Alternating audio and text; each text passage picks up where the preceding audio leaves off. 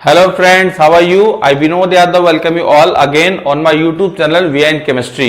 अगर आपने मेरा कल का लेक्चर सुना होगा, मीन्स पिछला लेक्चर सुना होगा, तो देखा मैंने सेम शर्ट में लेक्चर किया था और टॉपिक भी आज का सेम ही रहेगा जो कल टॉपिक था, लेकिन जो टेक्निक्स है वो बदल जाएंगी।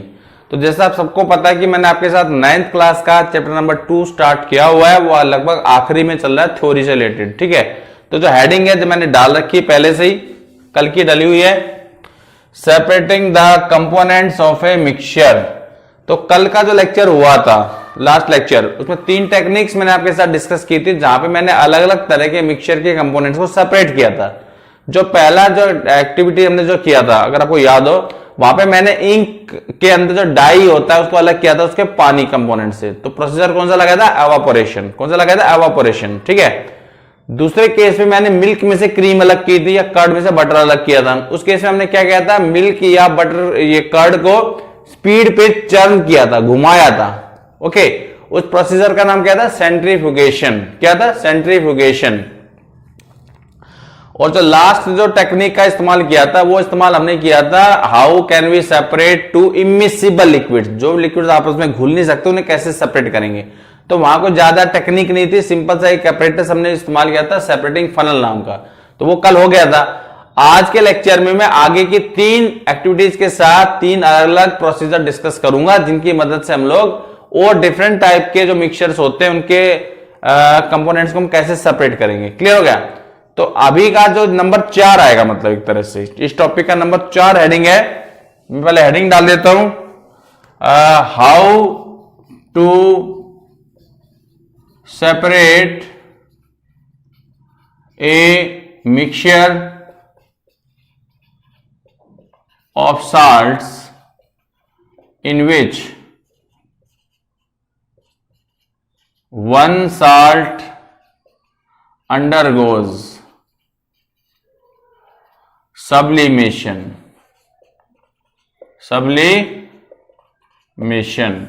हेडिंग समझ में आई आपको कि आपको एक ऐसा साल्ट का मिक्सचर दिया गया है, मतलब 2 कंपोनेंट्स हैं उस मिक्सचर में, 2 साल्ट्स हैं और एक साल्ट सब्लिमेशन शो कर सकता है। तो डायग्राम पे आने से पहले तो ये डिस्कस करेंगे ये सब्लिमेशन क्या होता है। आप कई मेरे ख्याल से पिछले 2-3 साल से पढ़ते आ रहे होंगे, right from the 7th class to 6th class. Sublimation एक ऐसा प्रोसेसर होता है जिसमें जो सॉलिड होता है, जब उसको हीट करते हो तो डायरेक्ट गैस में बदल जाता है, डायरेक्ट गैस में बदल जाता है, without undergoing the intermediate liquid part, सीधा गैस। या गैस को जब कंडेंस करोगे या कूल करोगे तो दोबारा से वो सॉलिड बदल जाएगा। गैस आई मीन टू से वेपर्स। तो यही सब यहां लगने वाला है। और आपके आज एक एक्टिविटी दे रखी है शायद एनसीईआरटी में, और दूसरी जो रेफरेंस बुक्स है वहां पे उन्होंने जो साल्ट का मिक्सचर ले रखा है वो ये 2 साल्ट ले रखे हैं। कौन कौन से साल्ट से, अगर फॉर्मूला से आप पहचान सकते हैं तो ये तो कॉमन साल्ट है आपका, NaCl, सोडियम क्लोराइड, और ये इसका नाम क्या है? Ammonium chloride. क्या नाम है? Ammonium chloride. कुछ नहीं किया हुआ, मिक्सचर को चैनल डिश में ले लिया इन्होंने, और चैनल डिश को जो हीट किया जा रहा है by putting it on A stand and in between, यहाँ पे वायर गॉज भी होगी और बर्नर की मदद से हीट किया जा रहा है। ऊपर से क्या किया, चैनल डिश को कवर कर दिया गया with the help of A conical flask, और कॉनिकल फ्लास्क के भी जो माउथ होता है उसे कवर कर दिया कॉटन से। किससे कवर कर दिया? कॉटन से। ठीक है। अब कुछ नहीं कर रहे, सिंपली हीट कर रहे हैं इसको, मिक्सचर को। जब मिक्सचर को हीट किया गया तो यहां पे कुछ वेपर्स दिखाई दिए, इसके ऊपर जो ब्लैक रंग से आपको वेपर्स से दिखाई दे, वेपर्स। ये वेपर किसके बताए गए? ये थे अमोनियम क्लोराइड के, क्योंकि NaCl do not show sublimation, rather ammonium chloride show sublimation. तो जितने भी सब्लिमेशन शो करते हैं कुछ साल्ट्स के आपको नाम पता होने चाहिए, जो कैम्फर भी उनमें से एक है। ठीक है। तो जब इसके वेपर जब बने, ऊपर गए, अब यहां पे जो जगह है, जो इसका जो ट्यूब है, बैटरी जो माउथ की तरफ जो पार्ट जा रहा है कॉनिकल फ्लास्क का, वो कूल है as compare to this part. तो यहां जाके वो क्या हो गई? कंडेंस हो गई, और कंडेंस होने के बाद क्या हुआ? चिपक गए वेपर्स साइड में, वाल्स के ऊपर। व्हाइट कलर का मिलेगा आपको ये ये सब्लिमेट कहलाता है अमोनियम क्लोराइड का। पूरा का पूरा मिक्सचर के अंदर जितना भी अमोनियम क्लोराइड है वो सारा सारा वेपराइज हो जाएगा, सारा सारा क्या हो जाएगा, वेपराइज हो जाएगा और ऊपर जाके चिपक जाएगा on the inner walls of this conical flask. इसका हमने नाम दिया भाई सब्लिमेट ऑफ अमोनियम क्लोराइड। बाद में बर्नर को बंद करके इसको हटा करके इसको हम with the help of spatula और समथिंग लाइक दिस इसको हम अलग कर देते हैं। तो this is all about sublimation. तो सिंपल सा क्वेश्चन आएगा भाई आपको तो कि how can you separate the mixture of ammonium chloride and common salt. No need to draw this diagram and all this thing, ये तो बनाना पड़ता है कि लेक्चर दे रहे हैं तो ठीक है। तो अमोनियम क्लोराइड और कॉमन साल्ट को हम सेपरेट किस प्रोसीजर की मदद से करते हैं बताइए, by sublimation, by sublimation. Okay, sublimation के बाद आप लिख सकते हो the ammonium chloride can show sublimation and it will be collected on the inner walls of the conical flask in the form of sublimate. So this is the method with the help of which we can easily separate the two salts in which one salt undergoes sublimation. हमारी जो अगली technique है वो भी काफी important है, ठीक है। डायग्राम वगैरह को देख लीजिए, शायद हो सकता है आपने देखा भी होगा बुक के अंदर। बाकी मैं हेडिंग लिख देता हूं एक बारी, कौन सी हेडिंग हमारी, ये हमारी रहेगी 5th हेडिंग, ठीक है। कि भाई how will you obtain the pure crystals of a salt.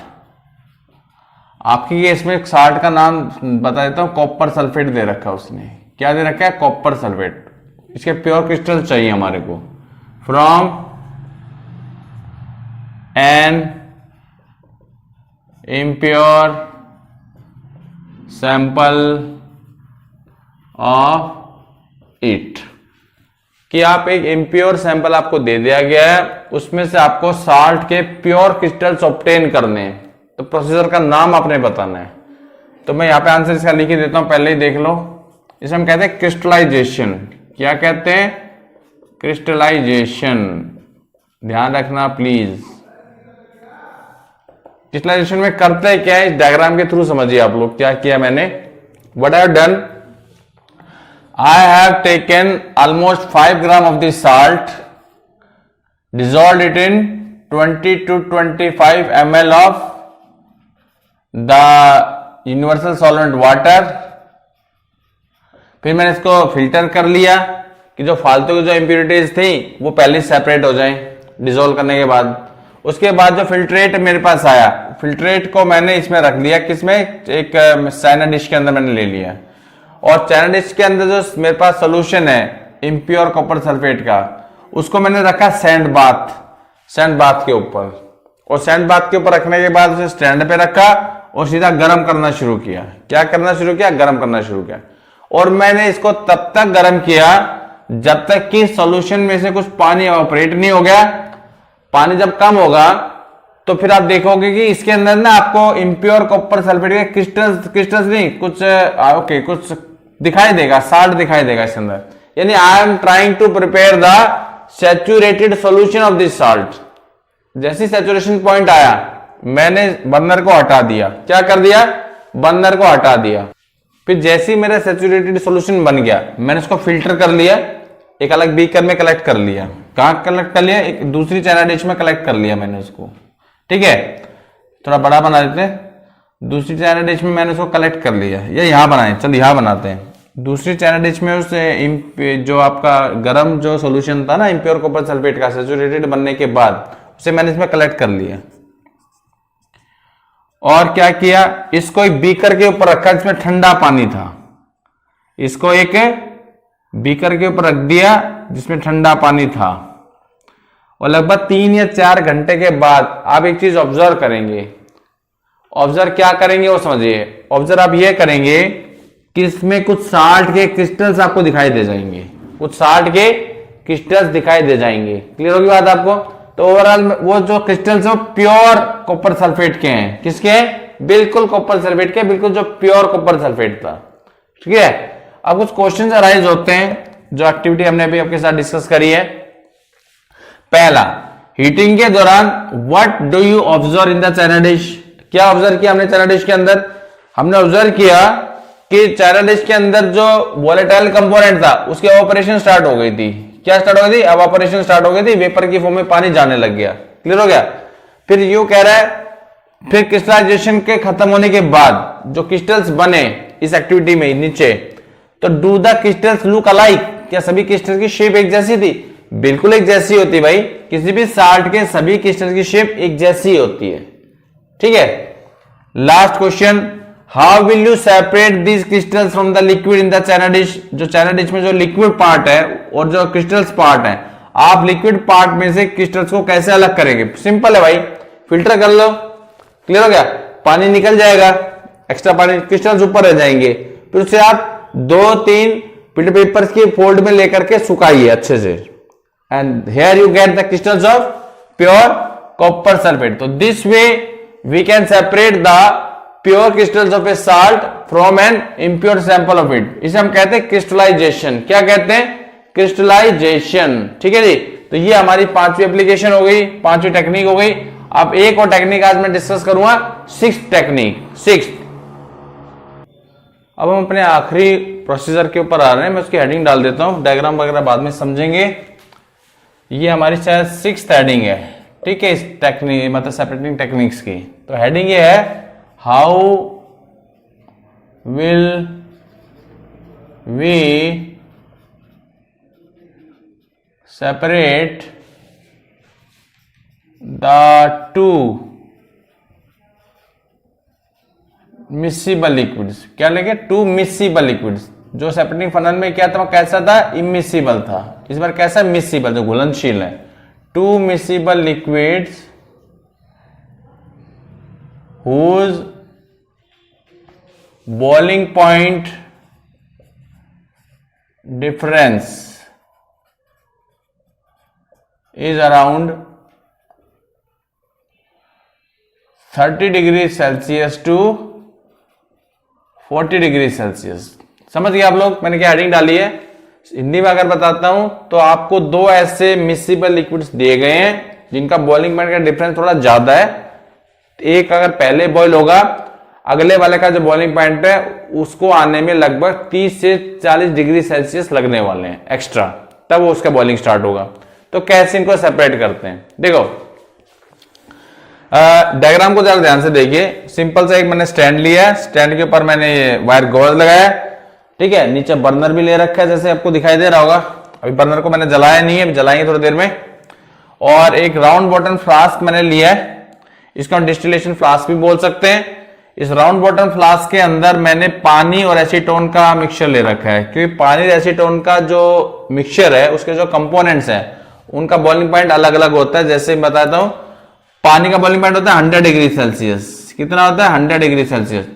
और एसीटोन का होता है लगभग के एग्जैक्ट 56 डिग्री सेल्सियस। तो डिफरेंस ऑलमोस्ट 44 डिग्री सेल्सियस का है। कितने डिग्री सेल्सियस का है? 44 डिग्री सेल्सियस का है। तो बिल्कुल इनको सेपरेट हम कर सकते हैं इस प्रोसीजर की मदद से। ठीक है, और उसके बाद मैंने राउंड बॉटम फ्लास्क को ऊपर से बंद किया हुआ है, थर्मोमीटर भी लगाया हुआ है। कुछ चीजें ऑब्जर्व करनी है, क्वेश्चंस लिखे, और यहां से डिलीवरी ट्यूब से कनेक्टेड कर दिया इस ओपनिंग को, और डिलीवरी ट्यूब को कंडेंसर से कनेक्ट किया हुआ है, कंडेंसर, वाटर कंडेंसर, ताकि यहां से कोई गर्म चीज आए तो कंडेंस हो जाए। और यहाँ पे कोई रिसीवर फ्लास्क मैंने स्टैंड पे रखा हुआ है, ऐसा समझ लीजिए आप लोग। ठीक है, तो ये जो प्रोसीजर आपके सामने, ये जो डायग्राम आपके सामने है, इस डायग्राम का अगर मैं सिंपल नाम लिखता हूं तो सिंपल डिस्टिलेशन है। क्या नाम इसका प्रोसीजर का? किस प्रोसीजर की मदद से करोगे सेपरेट इनको? Bye simple distillation.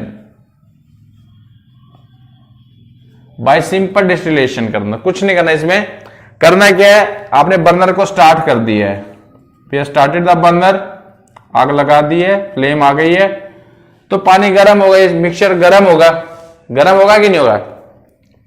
कुछ वेपर्स बनेंगे, और जैसी वेपर थर्मोमीटर के नॉब के कांटेक्ट में आए तो थर्मोमीटर की रीडिंग भी बढ़नी शुरू होगी।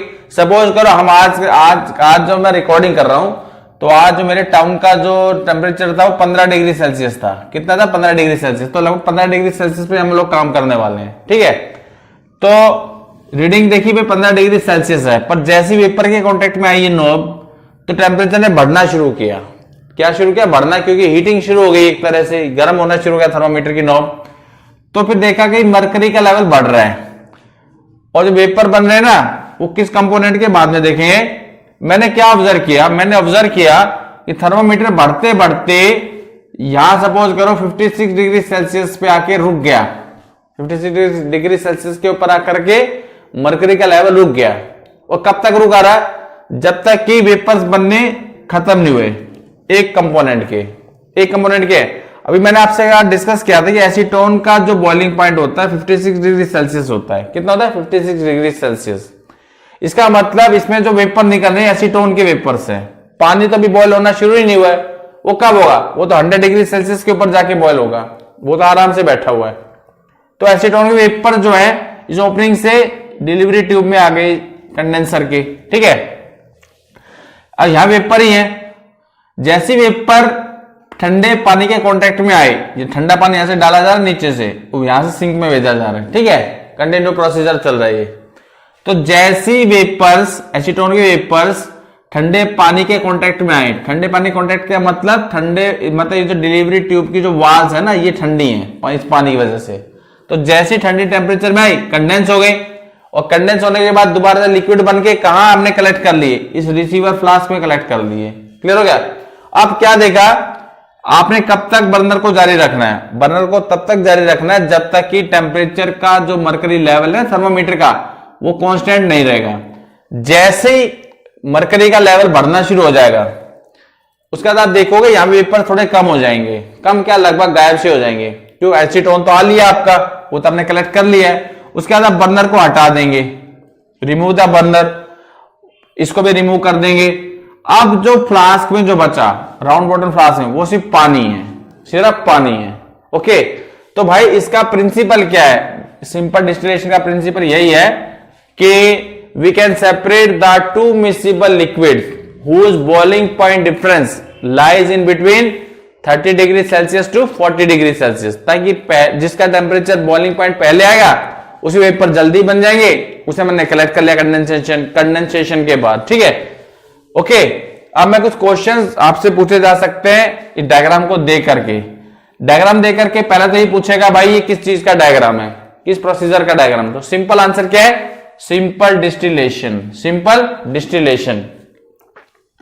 दूसरा क्वेश्चन आपसे पूछा जा सकता है कि सिंपल डिस्टिलेशन में जो सॉल्यूशन ले रखा है, यहां सॉल्यूशन का नाम तो देगा नहीं, कोई एग्जांपल दे दो। तो एग्जांपल आप याद कर लेना भाई, सिंपल से पानी और एसीटोन का, और टेम्परेचर भी लिख देना दोनों के। क्लियर हो गया? अब पहला क्वेश्चन देखो जो मेन ये पूछ रहा है, what do you observe in the beginning of heating. जब आपने हीटिंग शुरू करी तो आपने क्या ऑब्जर्व किया? शुरू में तो आपने कुछ ऑब्जर्व नहीं किया, जब वेपर्स बनने शुरू हो गए और जब वेपर थर्मोमीटर की नॉब के कांटेक्ट में आए तो we have observe that the mercury level start rising, the mercury level of the thermometer start rising. Okay, next question, what is the temperature at which thermometer reading become constant. किस temperature के ऊपर आकर के thermometer की reading constant हो गई, रुक गई। तो जिसका बॉइलिंग पॉइंट पहले है, इस केस की अगर हम बात करते हैं, अगर वो दे देता आपको, तो किस टेम्परेचर पे आके कांस्टेंट हुई आपकी? 56 डिग्री सेल्सियस के ऊपर आकर के कांस्टेंट हो गई है। क्लियर? कांस्टेंट हो गई है, नॉट कांटेक्ट, कांस्टेंट। ओके, उसके बाद कब बढ़नी शुरू होगी? कब बढ़नी, ये क्वेश्चन मैं पूछ रहा हूं आपसे, कब बढ़नी शुरू होगी? जब पूरा का पूरा थर्मोमीटर बॉयल होके वेपराइज होके वहां चला गया, उसके बाद पानी वेपर बनने शुरू होंगे, उसके बाद थर्मोमीटर आगे बढ़ना शुरू होगा। ठीक है, नेक्स्ट क्वेश्चन, ये तो आप बता ही दिया आपको, what is the boiling point of acetone. याद रखना 56 डिग्री सेल्सियस। कितना? 56 degree Celsius. Last, why do the two component separate. क्यों अलग हो गए? It is due to the difference in their boiling points. तो ये था हमारा लास्ट जो मैंने आपको साथ प्रोसीजर डिस्कस किया है to separate the funnel, sorry to separate the mixture. तो इसका नाम क्या था? Simple distillation. तो ये था मेरा दूसरा लेक्चर इस चैप्टर का, जिसमें हमने मिक्सचर के कंपोनेंट्स को सेपरेट करने की कुछ टेक्निक्स आपके साथ डिस्कस करी है। अब एक लेक्चर और होगा आपके साथ, ठीक है, वो लेक्चर आपका कल होगा, आज नहीं होगा। तो अगर आपको ये लेक्चर अच्छा लगा हो, इसे लाइक कीजिएगा, शेयर कीजिएगा, और जो मेरे साथ पहली बार जुड़े हैं please subscribe my channel VIN chemistry. Thank you very much.